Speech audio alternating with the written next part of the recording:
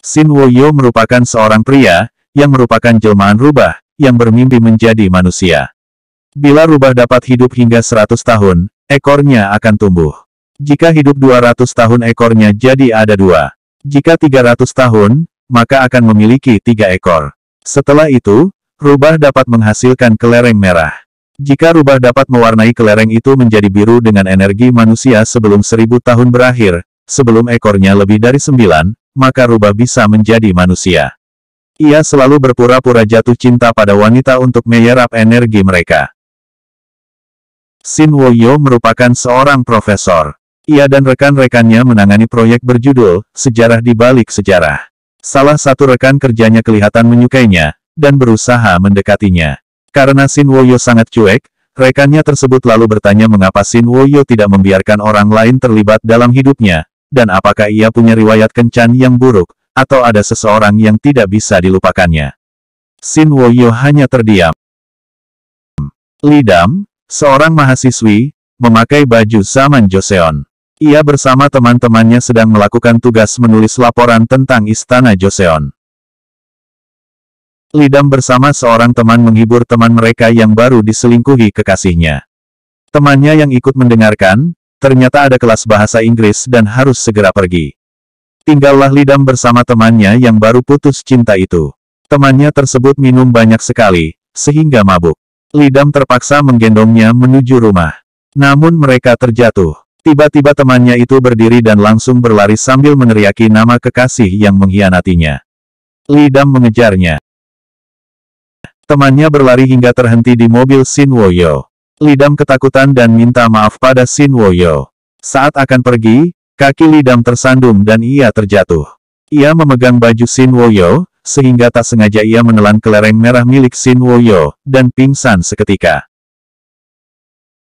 Pagi harinya, Li Dam terbangun dan terkejut, karena ia berada di tempat asing. Xin Woyeon menyapanya. Ia mengatakan Li Dam menelan kelereng miliknya, yang ia bawa selama hampir 1000 tahun untuk menjadi manusia. Li Dam terkejut dan heran mendengarnya.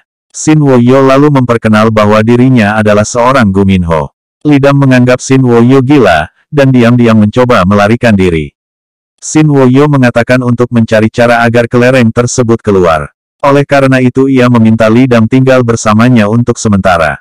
Karena Li Dam tidak percaya bahwa dirinya Gu Minho, Xin Woyo lalu mengubah dirinya menjadi Gu Minho. Li Dam terkejut melihatnya, dan pingsan. Setelah sadar, Li Dam pun melarikan diri. Li Dam sampai di rumah. Saat adiknya yang merupakan seorang pemanah tiba di rumah, ia membuntuti kemana adiknya pergi hingga adiknya risih. Ia menceritakan pada adiknya bahwa ia bertemu Gu Minho. Ia ingin adiknya menembak anak panah ke Gu Minho jika Gu Minho itu datang. Namun adiknya tidak percaya dengan ceritanya. Saat dalam bus, tangan Li Dam tak sengaja tersentuh seorang pria. Mendadak ia pun tiba-tiba merasa perutnya sakit. Sesampainya di kampus, Li Dam teringat bahwa ia menelan kelereng Gu Minho. Ia takut sakit perutnya karena hal itu. Saat itu seorang teman pria datang mendekatinya, lalu Li Dam pun pingsan. Xin Woyo mendapat telepon dari kantor polisi. Ternyata temannya, yang sudah 75 tahun tak bertemu, sedang dituntut seseorang karena ia memukul kepala seorang pria. Ia meminta Xin Woyo menghapus ingatan orang-orang di kantor polisi tadi, dengan sihir yang dimiliki Xin Woyo. Ia tidak memiliki kemampuan tersebut lagi, karena ia telah menjadi manusia sejak 4 tahun lalu. Ia lalu mentraktir Xin Woyo sebagai ucapan terima kasih. Ia menyindir Xin Woyo yang sampai sekarang belum menjadi manusia. Xin Woyo dan Li Dam bertemu. Li Dam bertanya apakah ia sakit karena menelan kelereng merah rubah. Xin Woyo menjawab itu terjadi karena Li Dam bertemu dengan pria yang lahir di tahun macan. Pria yang lahir di tahun macan, penuh dengan yang. Jadi ia merupakan musuh terbesar rubah. Saat bertemu pria yang lahir di tahun itu, Li Dam akan merasa sakit. Xin Woyo menjelaskan bahwa harimau adalah musuh alami rubah. Jadi rubah rentan terhadap energi harimau. Dan lebih buruk bagi Xin Woyo, ia lahir di tahun terkutuk dan menjadi satu-satunya Gu Minho jantan. Xin Woyo lalu menjelaskan, bahwa hanya sentuhannya lah yang dapat menghilangkan rasa sakit yang dirasa Li Dam. Li Dam pamit pada adiknya. Ia mengatakan akan mengikuti kontes sejarah dan tinggal bersama temannya.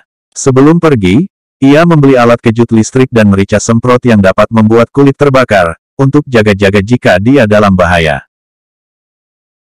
Saat tiba di rumah Xin Woyo, alat kejut listrik dan merica semprot yang dibawa Li Dam terjatuh. Li Dam salah tingkah saat Xin Woyo melihat kedua barang tersebut. Li Dam pun lalu dengan gugup mengatakan bahwa itu adalah hadiah untuk Xin Woyo. Li Dam tidak bisa tidur nyenyak. Ia mendengar suara aneh. Ia pun melangkah dan mengintip keluar dari balik jendela. Ia melihat Xin Woyo berdiri sambil memegang parang. Li Dam terkejut. Ia berlari ketakutan. Ia semakin takut saat melihat ada darah di lantai. Tiba-tiba Xin Woyeon sudah berdiri di depannya dengan parang masih di tangan. Xin Woyeon berjalan mendekati Li Dam hingga Li Dam berjalan mundur dan terjatuh. Xin Woyeon menanyakan apakah Li Dam baik-baik saja. Ia lalu menjelaskan bahwa ia hanya memotong pohon di kebun. Ia melakukannya malam hari karena rubah adalah makhluk nokturnal. Dan darah yang dilihat Li Dam tadi adalah darah lembu beku yang menjadi salah satu makanan favorit Xin Woyo. Darahnya menetes karena tidak tertutup rapat. Li Dam bangun kesiangan karena semalam susah tidur. Sekilas Li Dam terpukau pada Xin Woyeon.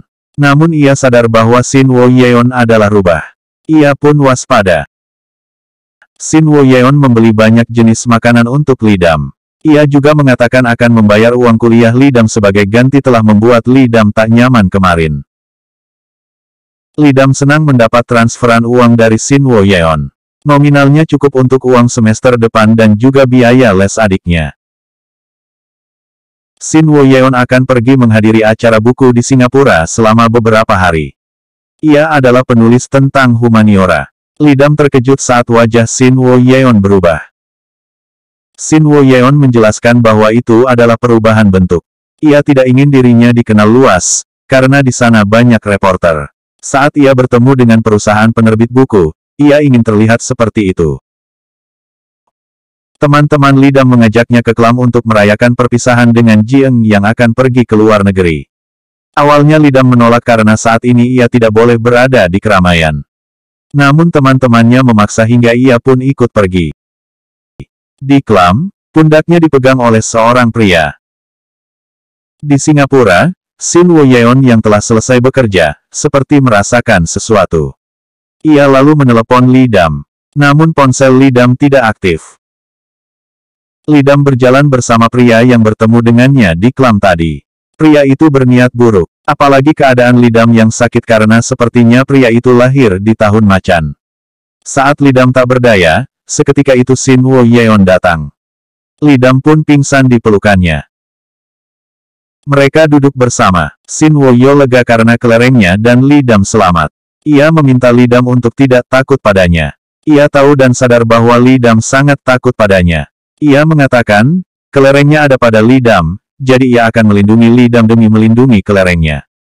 Li Dam minta maaf karena telah membuatnya khawatir. Ia mengatakan akan berusaha tidak takut padanya, dan berjanji tidak mengulangi kesalahan yang sama. Mereka pun berjanji. Li Dam bertanya apakah Xin Woyeon yakin bisa mengeluarkan kelerengnya. Xin Woyeon menjawab ia akan berusaha. Ia menambahkan bahwa manusia tidak bisa lama menyimpan kelereng. Paling lama 1 tahun. Jika tidak bisa dikeluarkan dalam 1 tahun, maka Li Dam akan mati. Li Dam terkejut.